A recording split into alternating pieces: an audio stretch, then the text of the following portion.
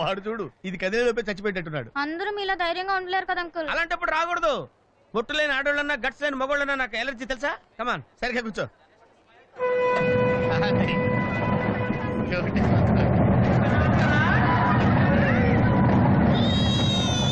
Tension గా ఉందండి.